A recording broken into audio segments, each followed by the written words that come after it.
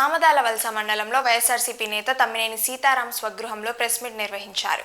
ఈ సమావేశంలో పార్టీ నాయకులు చిరంజీవి నాగు, నాని తదితరులు పాల్గొని ప్రభుత్వంపై విమర్శలు గుప్పించారు. వైఎస్ఆర్సీపీ హయాంలో ప్రభుత్వ పాఠశాలల్లో విద్యా ప్రమాణాలు, మధ్యాహ్న భోజనం మెరుగ్గా ఉండేవని, ఇంగ్లీష్ మీడియం కూడా అందుబాటులో ఉండేదని తెలిపారు. ప్రస్తుతం ఇంగ్లీష్ మీడియం రద్దు చేయడంతో విద్యార్థులు ప్రైవేట్ స్కూళ్లకు వెళ్లాల్సిన పరిస్థితి వచ్చిందని ఆరోపించారు. భోజన వసతులు కూడా బాగోలేవని తల్లిదండ్రులు ఆందోళన వ్యక్తం చేస్తున్నారని చెప్పారు. అదేవిధంగా జిల్లా అభివృద్ధిపై కూడా ప్రభుత్వాన్ని నిలదీశారు. ప్రజలకు ఇచ్చిన హామీలు నెరవేర్చలేదని, పోర్టు వంటి ప్రాజెక్టులపై చర్యలు లేవని విమర్శించారు. ఈ కార్యక్రమంలో పలువురు నాయకులు పాల్గొన్నారు. ఇంగ్లీష్ మీడియాన్ని ప్రమోట్ చేశాం. బైజూస్ కంటెంట్ ద్వారా విద్యని మరింత సులభం చేశాం. టోఫెల్ని కూడా మేము ప్రమోట్ చేశాం. కానీ ఇవాళ ఏం జరుగుతోంది ఈ రాష్ట్రంలో? ఎటుపోతా ఉంది?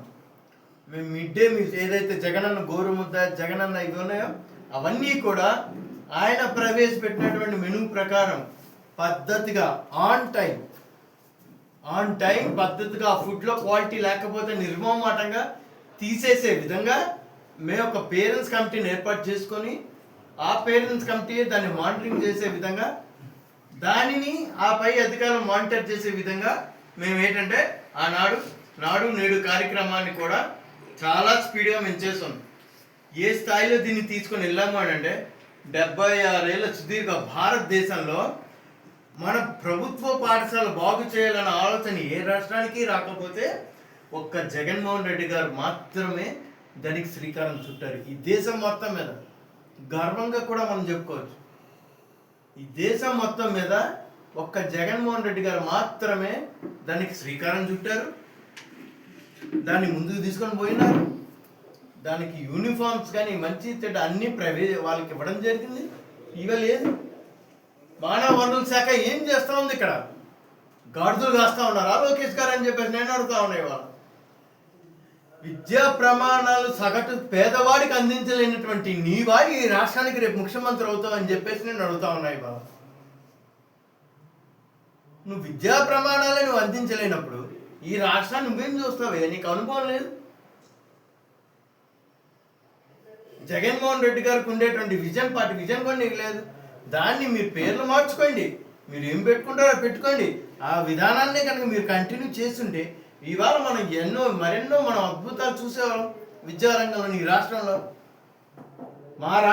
మా హయాంలో ప్రైవేట్ స్కూల్స్ వదిలేసి గవర్నమెంట్ స్కూల్స్కి వచ్చి చదువుకున్నారు పిల్లలు మా హయాంలో. కానీ ఈ కూటమి హయాంలో, ఈ తెలుగుదేశం పార్టీ హయాంలో ప్రభుత్వ పాఠశాలలు వదిలేసి ప్రైవేట్ పాఠశాలలు చదువుకోవడం పిల్లలు పోతా ఉన్నారు. ఇది నేను చెప్తున్న మాట కాదు. ఏదైతే కూటమి ప్రభుత్వం చెప్పుకుంటున్నారో అదే బీజేపీ ప్రభుత్వం, అదే కేంద్ర ప్రభుత్వం రిలీజ్ చేసింది మొన్న. అది అత్యంత బాధాకరమైనటువంటి పరిస్థితి. అది ఒకవైపు అయితే ఇవాళ మీ అందరికీ కూడా ఒక వీడియో చూస్తాను. మీరు అది చూసిన తర్వాత మనం మాట్లాడదాం.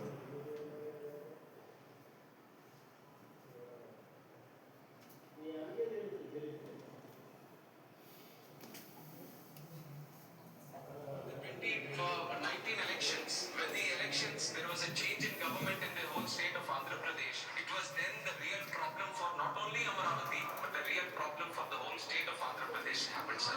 That 5 years, 2019 to 24, the government that was ruling Andhra Pradesh, it was one of the darkest times. It was one of the darkest times Andhra Pradesh has gone through, sir. Now that 5 years, the development of Andhra Pradesh has gone back 50 years, sir, and they are still repaying for that. Sir, in the 2019, when the new government came into existence in the state of Andhra Pradesh, they have totally, whichever way they had to disrupt Amaravati, they have kind of gotten all these plans, sir, one after the other. And when they came into power, sir, the first way to disrupt Amaravati, the first plan was to create the confusion of three capitals.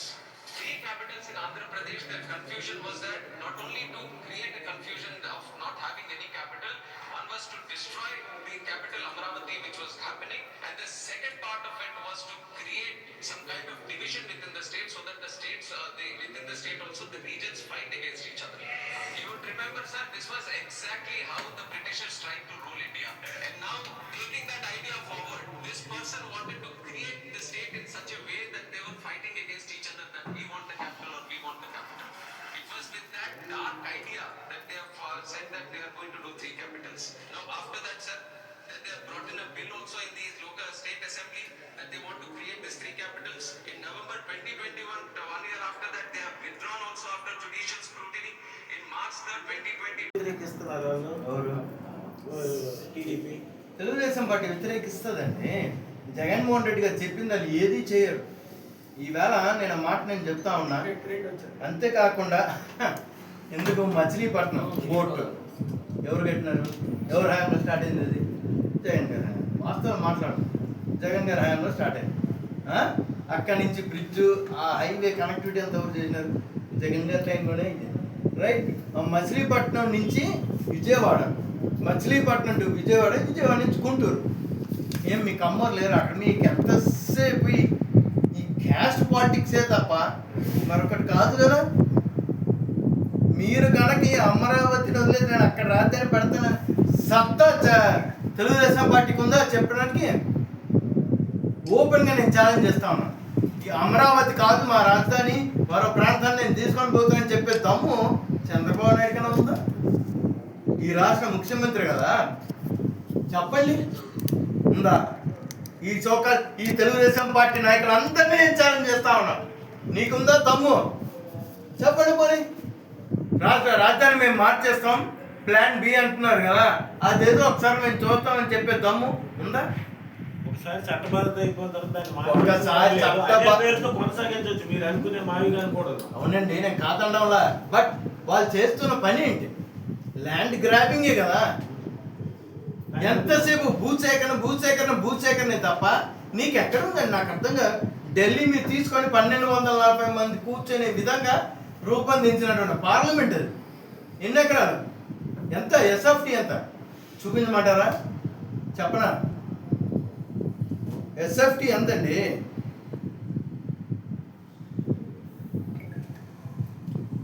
Delhi, Kolkata, Hyderabad, Bengaluru, Amaravati.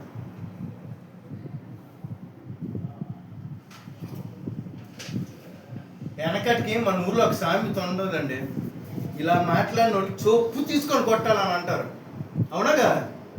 ఇటువంటి మాట్లాడితే చొప్పు తీసుకొని కొట్టాలని అంటారు. ఎవడు రాజధాని అట 50,000 అంటే చాలదని ఇంకో అవగాహన కల్పించట్లేదు.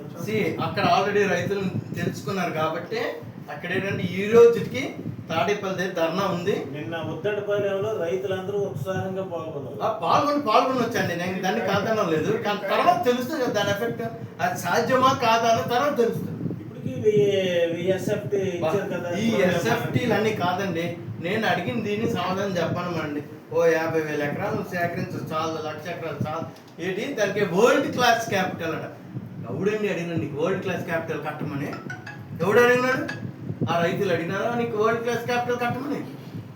లేదా అపోజిషన్ ఏమైనా అందరినీ క్యాపిటల్ బాగాలేదా అదే మేమైతే వరల్డ్ క్లాస్ కట్టేవాళ్ళమని? చెప్పండి. మనకు రాజధాని కావాలి. ఆ రాజధాని ప్రాంతం రాష్ట్ర విభజన జరిగింది మనకి. వాళ్ళు బాగానే ఉన్నారు. విభజన తెలంగాణలో హైదరాబాద్ ఉంది, బ్రహ్మాండంగా ఉన్నారు. 60 ఏళ్ళ పెట్టుబడి మంది. రైట్, ఫైన్, అది జరిగిపోయింది. దానికోసం నేను బాధపడి. కానీ రాష్ట్ర విభజన జరిగిన తర్వాత ఒక బాధ్యత కలిగినటువంటి వ్యక్తి ముఖ్యమంత్రి స్థానంలో ఉండి ఆయన ఏం చేయాలి?